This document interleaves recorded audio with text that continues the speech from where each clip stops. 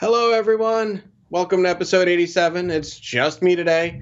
Doug's away doing a family thing. And today we're going to be talking about wireless routers.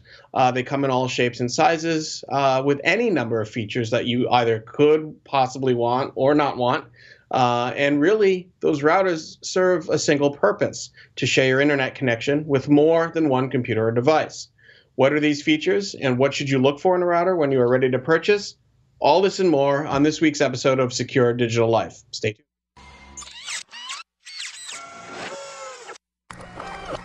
This is a Security Weekly production. Welcome to Secure Digital Life.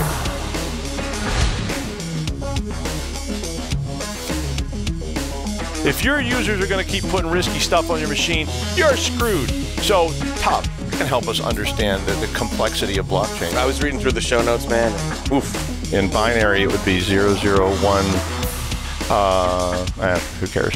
But it's probably not significant anyway. Be like you're looking out through the HAL dot, like, oh, hey, Dave. It's like Sims, but with, It would be like Sims. Instead of AI, it's I.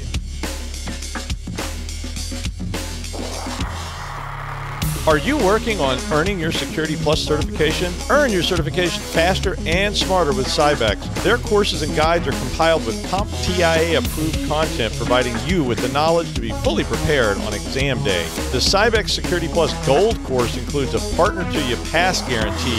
Users enjoy free course updates and repeats until you pass the Security Plus exam. Learn more and register for a free trial today at cybex.com/go/free trial. When you are ready to purchase, save 50% with code SECURITY50. Hurry, this offer ends December 31st.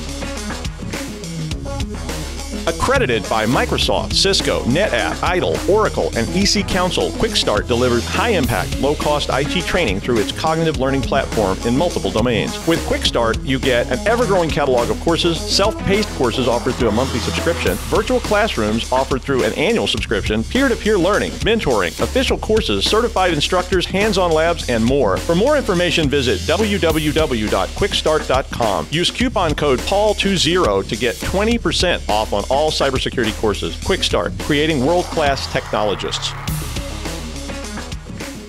Hello, everyone. It's just me from my office. Yay. Some announcements here I've got before we start the show. If you are interested in quality over quantity and having meaningful conversations instead of just a badge scan, then join us at April 1st through the 3rd at Disney's Contemporary Resort for InfoSec World 2019, where you can connect and network with like-minded individuals in search of actionable information. Use the registration code OS19-SECWEEK, that's SECWEEK, for 15% off the main conference or World Pass. Also, join us for our webcast with Signal Sciences entitled Which Way Should You Shift Testing in the SDLC? This webcast will be held on November 8th. That's 2 days away? 2 days away at 3 to 4 p.m. Eastern Time. Go to securityweekly.com/Signal Sciences to register now. So, we are talking today about wireless routers, and I love talking about wireless routers because the technology is constantly changing. Okay, a lot of clients of mine, people, some family, some friends, and then also business clients who I consult with, they ask me, well, which wireless router should I buy? Is it time to upgrade? Is it not time to upgrade? And what are these other features that we are hearing about and that they're talking about or listed on the box? And that's what we're going to help identify today. And hopefully do a better job of explaining and therefore you can understand. So let's start at the beginning. Wireless routers typically serve two purposes. The first is they take your existing internet connection, which is, as you know, a public IP address. It is routable over the internet. And through the process of network address translation and port address translation, we've had shows about those before, through the process of NAT and PAT, they allow you to share that single public IP across a number of devices on your internal network. We'll talk about that more in a minute. That's the first purpose. The second purpose is the wireless part of the wireless router, as opposed to a regular router, allows you to extend what we just talked about above, the public IP address, into wireless devices over RF, or radio frequency. So it takes the public IP and then shares it out, or allows you to use wireless devices on the network through the router and the wireless interface using radio frequency. See, in order to get in line, right, any device that connects to the internet needs what's called an IP address. Okay, that is a unique address. Think of your home address in relationship to the post office, so to speak.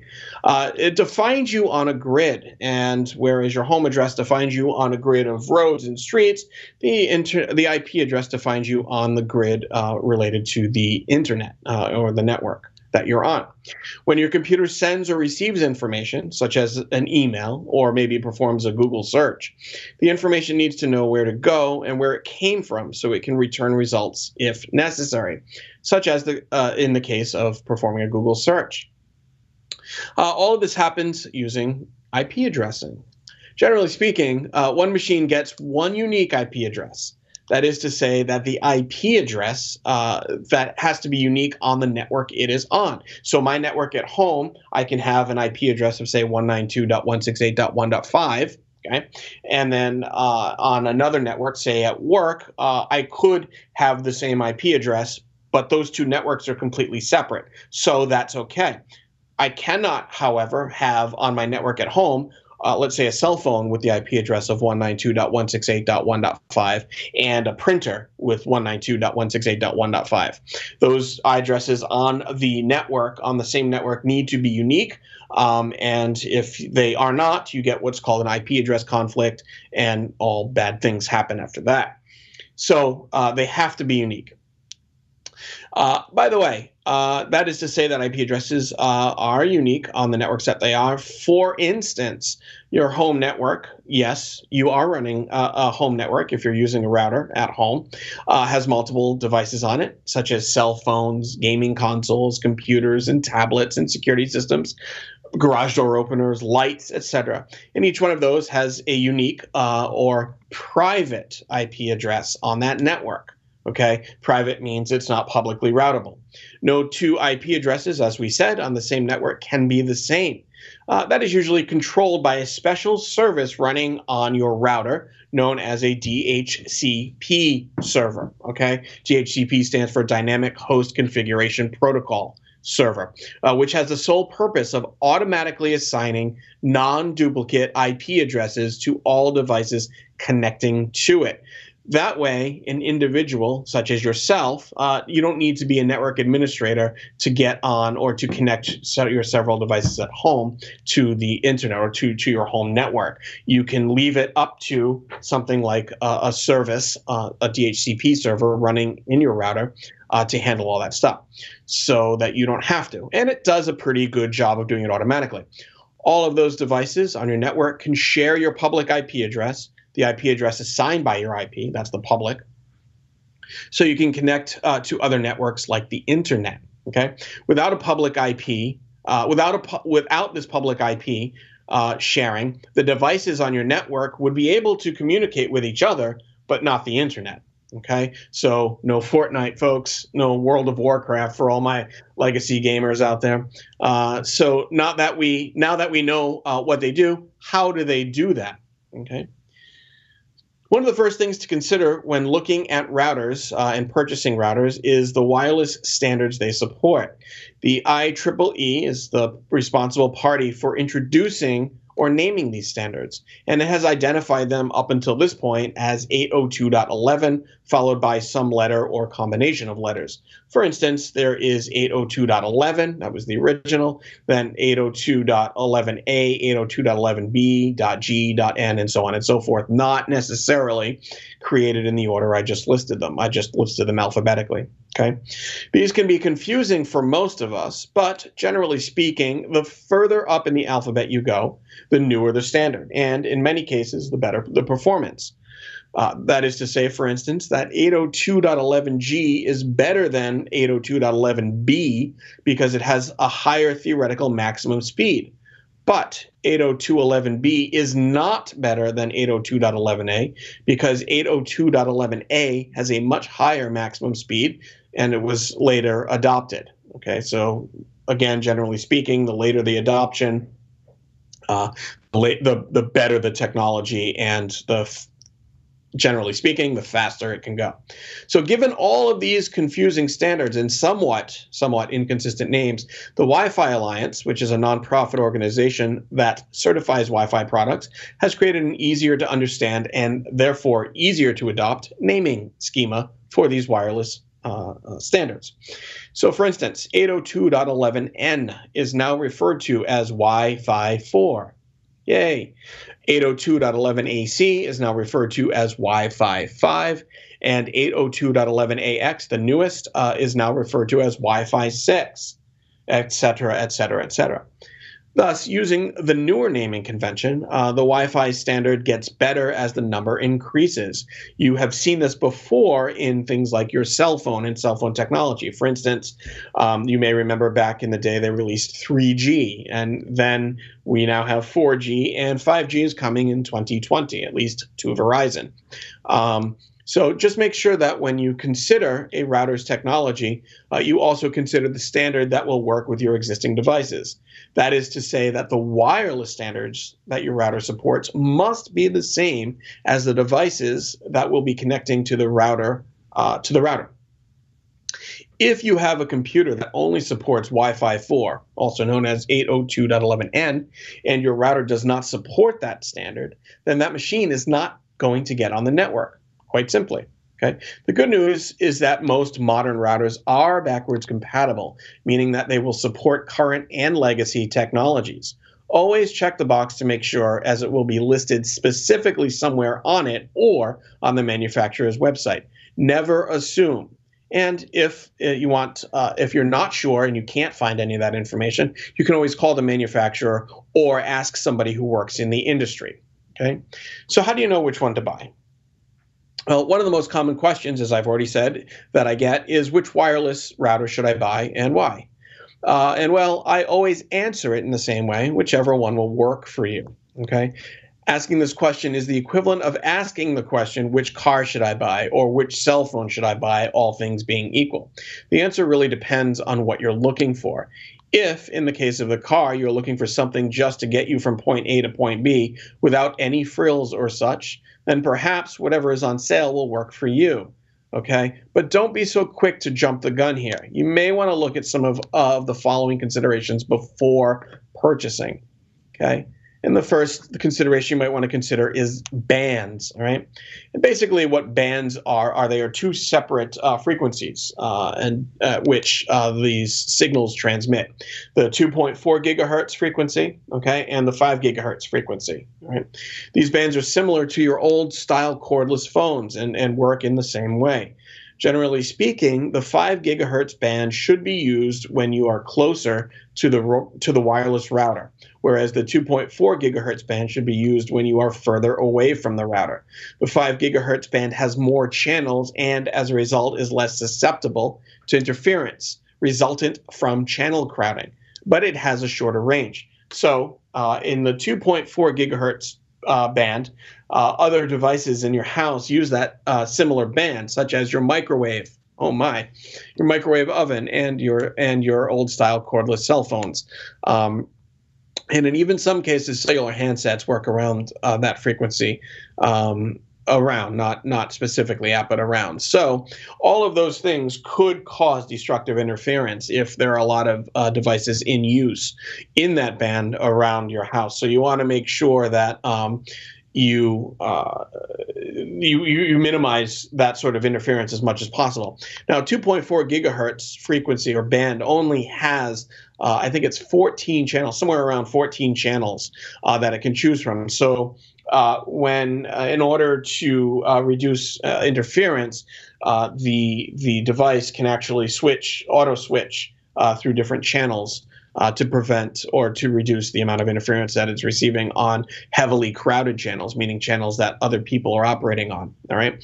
Now, with 5 gigahertz, there are over 100. I think there are 140, something like that, but there are over 100 channels that the device can choose from. So you have a lot more widespread number of channels that the device can choose from to operate on, reducing the amount of interference. However, the 5 gigahertz frequency does not allow for, or it is not as strong of a signal in terms of distance. So you can't operate at the same distance that you could a 2.4 gigahertz frequency or band at. So again, rule of thumb, 2.4 gigahertz network, the further away you are from the router, 5 gigahertz if you're closer. If you have a bigger house with multiple floors, you might want to use Wi-Fi more than 100 feet away, as we talked about. You might want to look for a dual band router. Okay, so the good news is modern day technology, you don't have to pick 2.4 or 5 gigahertz if you don't want to. You can choose both. Okay, and so you can pick what's called a dual band router, barely more expensive than a single band router. These routers support both 2.4 and 5 gigahertz frequencies at the same time. So instead of having just one wireless network, you'll have two. One in the 2.4 band, one in the 5 gigahertz band. So you can switch back and forth depending how close you are to the router, okay? And reap those benefits. Now, back to standards, okay? So you're buying a router, which standard should I look for?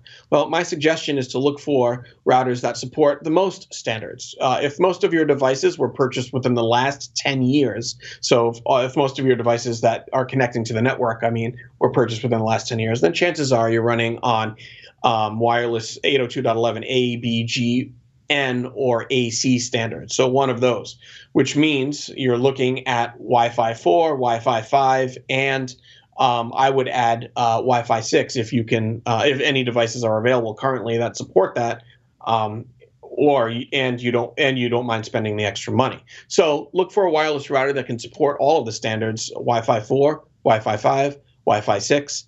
That way you can sort of future-proof it for the next 5 years or so, without running into any, my new device doesn't support this. So make sure you just look for the number of standards you can support. The more, the better.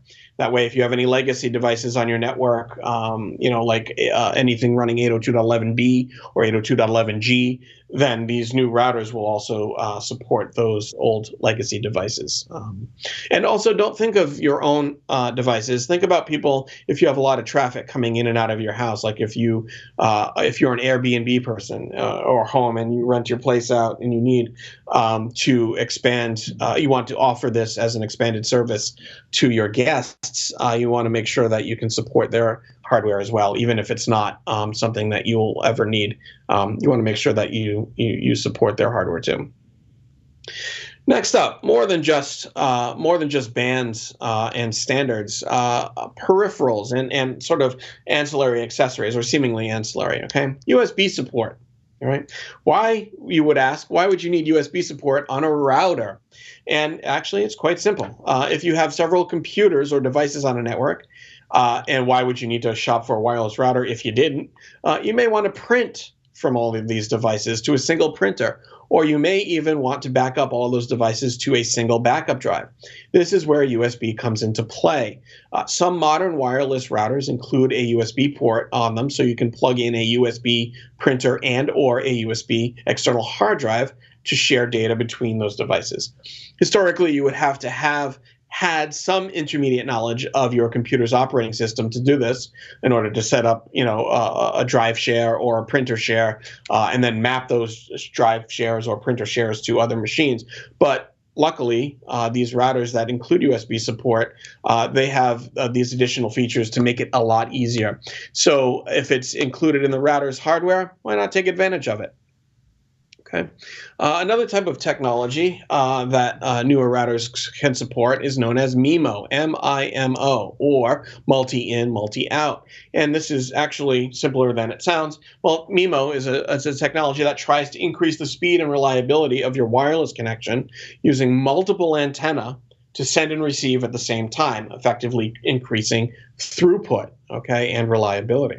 So if you see a wireless router on the market which looks like an alien spaceship, and it has like 4 or 6 antennae on it, that simply means, potentially means that it supports MIMO on it. And so if it's not an additional expense, or you don't mind spending the couple of extra bucks on the MIMO technology, go ahead and get it. It does increase, generally speaking, it does increase your experience, your wireless experience.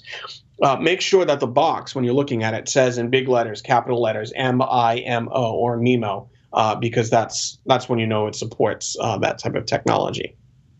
Okay, and then last sort of accessory or ancillary technology that I would suggest you look for on routers is this thing called beam forming. Okay, and beam forming is associated usually with AC routers or Wi-Fi 5. Beamforming is a technology that focuses the wireless signal to reduce its footprint and increase its efficacy.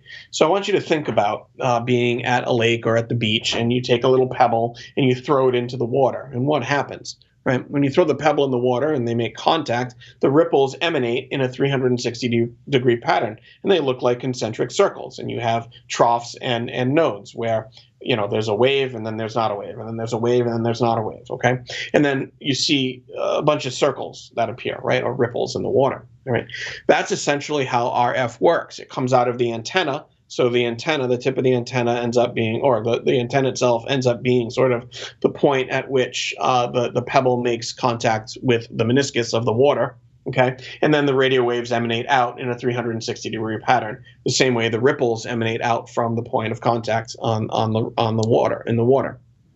Okay, so what happens then is with beam forming, with those ripples, I should say, start there. The ripples get weaker really quickly because the energy associated to create those ripples is emanating out in a 360-degree pattern. Okay, so it has the ripples, or the energy dissipates pretty quickly in that regard with the 360. So the idea here is to remove all of the ancillary or unnecessary RF radiation coming out of the antenna to focus a little bit more, well, a lot more actually, on just where the direction of the receiving antenna is. So you don't need the 360 degrees of circle of RF.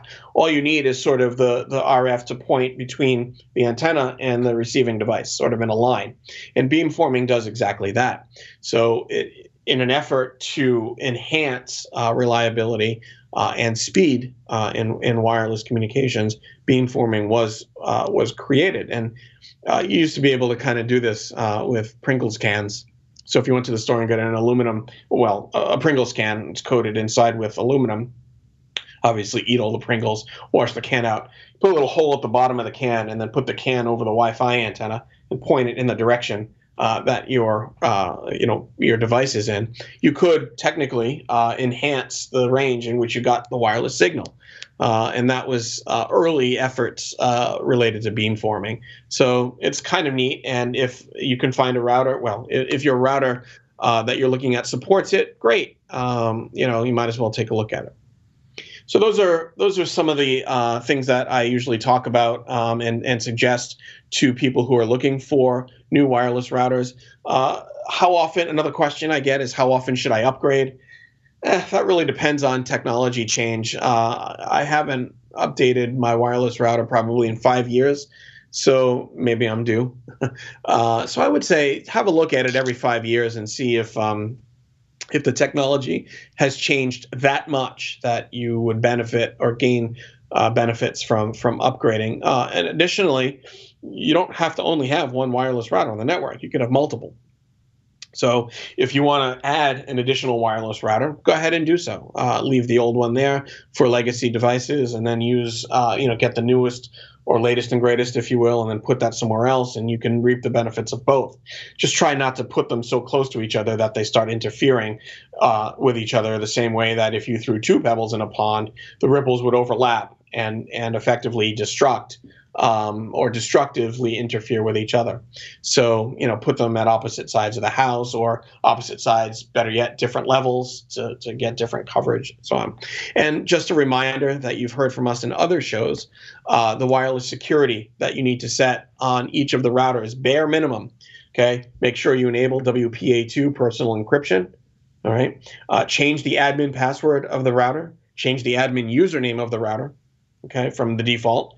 I would suggest my other additional two are to disable the SSID broadcast. It can still be found out, but not to the average person. So disabling that, the broadcast of the SSID, will help obfuscate your network to just passerbys, and sort of dissuade those crimes of opportunity. And then MAC address binding. I would definitely say using all of these things together will help secure your new wireless router. As always, if you have any questions, just feel free to comment on the video on YouTube or Facebook, or reach out to us on Facebook or YouTube and via email. Be happy to help. Thanks very much for tuning in. Take care.